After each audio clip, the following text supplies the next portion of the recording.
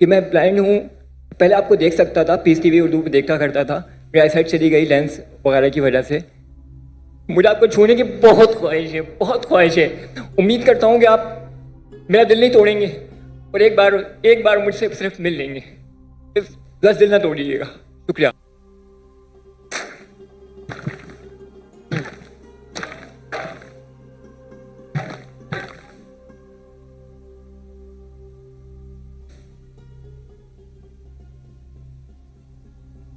मेरे सामने ये साहब खड़े हुए हैं, अगर ये माइक इनका ओपन कर दिए प्लीज।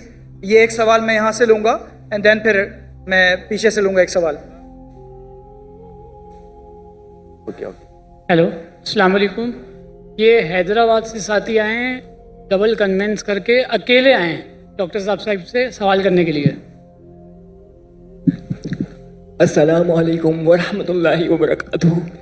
डॉक्टर जाकिर नाइक साहब, मैं अकेला आपके लिए ब्लाइंड हूँ और हैदराबाद से मोहब्बत से मिलने के लिए आया हूँ। अगर आपको पाकिस्तान के अंदर अल्लाह ताला से दुआ है कि आपको नेशनलिटी मिले तो आप खुश दिली से कबूल करेंगे।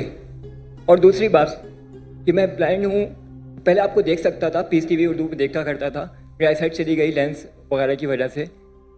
मुझे आपको छूने की बहुत ख्वाहिश है, बहुत ख्वाहिश है। उम्मीद करता हूँ कि आप मेरा दिल नहीं तोड़ेंगे और एक बार मुझसे सिर्फ मिल लेंगे। सिर्फ 10 दिल ना तोड़िएगा। शुक्रिया।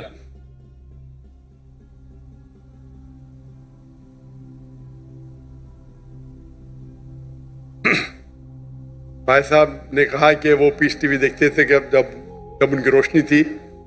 अभी रोशनी उनकी चली गई और वो मुझसे मोहब्बत करते, मैं भी आपसे मोहब्बत करता हूँ। उसका सवाल था भाई साहब का कि अगर आपको पाकिस्तान की नेशनलिटी मिलेंगी तो क्या मैं लूँगा। अल्हम्दुलिल्लाह मुझे 15 मुल्कों की नेशनलिटी का ऑफर आया।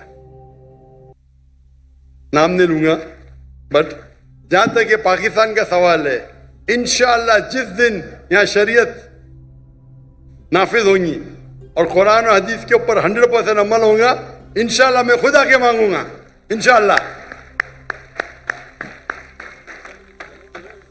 मैं साहब आप स्टेज पे आ सकते हैं? जी, ये इनको स्टेज की तरफ लेकर आइए प्लीज।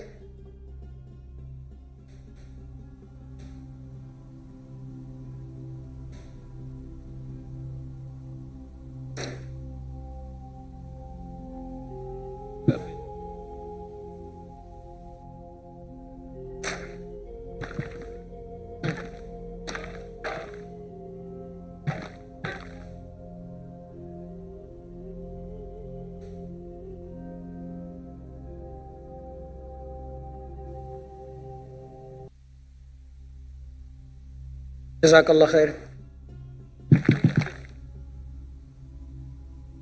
यस, ये सीधे हाथ की तरफ मेरे अगर कोई गैर मुस्लिम भाई हैं तो वो, अगर नहीं है तो जो भी हैं यहाँ मौजूद ये सवाल पूछ सकते हैं।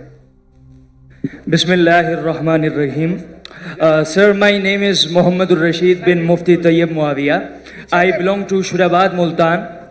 So, sir, I am currently a student of Islamic Studies and currently I joined your Dawah training program. So, sir, we are currently working against the atheism. तो एक एथियस्ट ने मेरे से सवाल पूछा जिसका मैंने जवाब दिया, but I am not satisfied कि रसूलुल्लाह सल्लल्लाहु अलैहि वसल्लम जब मदीना में आए तो वहाँ पर ज्यूइश कम्युनिटी कई सौ सालों से रह रही थी। तो आप सल्लल्लाहु अलैहि वसल्लम जब आए तो उन्होंने कुछ खिलाफ वर्जियाँ की, तो आप सल्लल्लाहु अलैहि वसल्लम ने उन्हें मदीना से निकाल दिया। और नऊज़ु बिल्लाह, मतलब कि आज तक हम मुसलमान वहाँ पर कायम हैं, उन्हें मदीना से मुल्क बदर, शहर बदर कर दिया गया। और आज जब इसराइल या ज़ोनिस्ट ने हमारे पैलेस्टाइन पर गलत कब्जा किया तो ये कब्जा सही है, क्योंकि कल जब हमने उन्हें निकाला था तो वो आज जब हमें निकाल रहे हैं, तो इसमें मसला क्या है। ये मेरा सवाल नहीं है, मेरे से पूछने वाले एक दोस्त का सवाल है। He is atheist.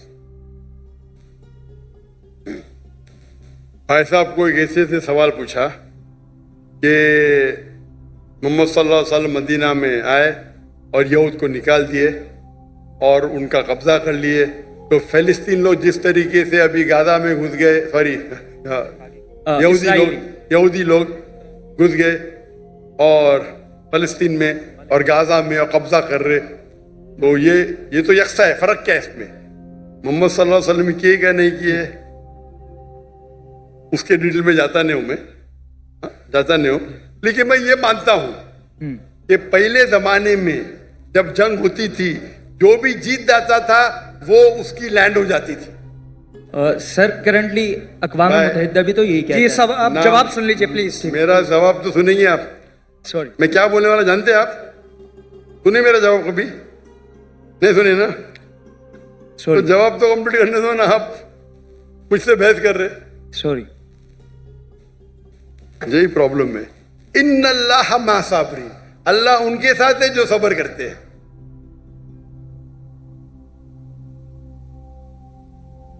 आप अगर देखेंगे 100 years बैक, 100 साल बाद, 200 साल पहले, 300 साल पहले, सब जगह ये कॉमन रूल था, कॉमन लॉ था।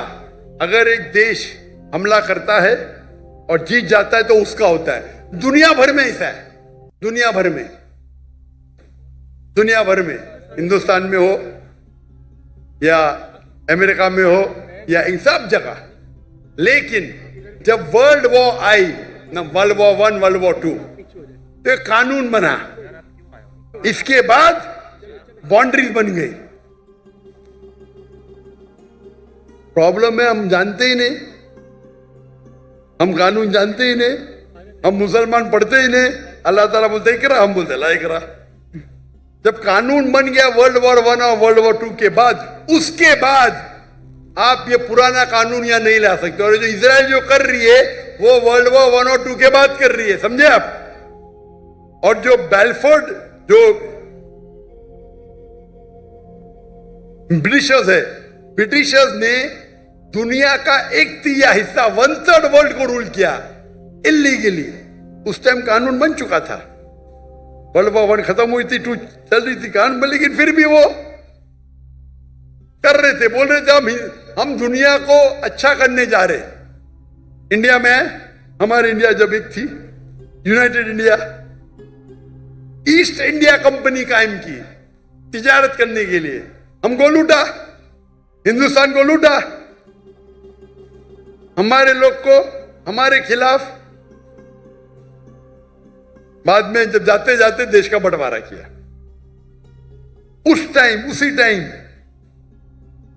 आप देखेंगे पैलेस्टाइन, जो यहूद तो बहुत कम थे, बहुत कम, बहुत कम थे, और उनकी लैंड भी कुछ नहीं, few % की थी। देखेंगे तो मैम, वो जाते जाते उन्हें यहूद को दे दिए। अरे उनके था ही नहीं तो कैसा दे सकते? चोरी किए फिर दे रहे, कैसा? उस टाइम भी बहुत कम था, लगता है 11% थे। वो बढ़ते बढ़ते बढ़ते अभी तो 90% हो गए। तो तुम्हारे फ्रेंड को बोलो, तुम जानते ही नहीं इंटरनेशनल रूल भाई। पहले पासपोर्ट भी नहीं था, अभी पासपोर्ट है। पहले वीजा नहीं था, अभी वीजा है। चेंज हो गई दुनिया। वो दुनिया के कानून को जानते नहीं।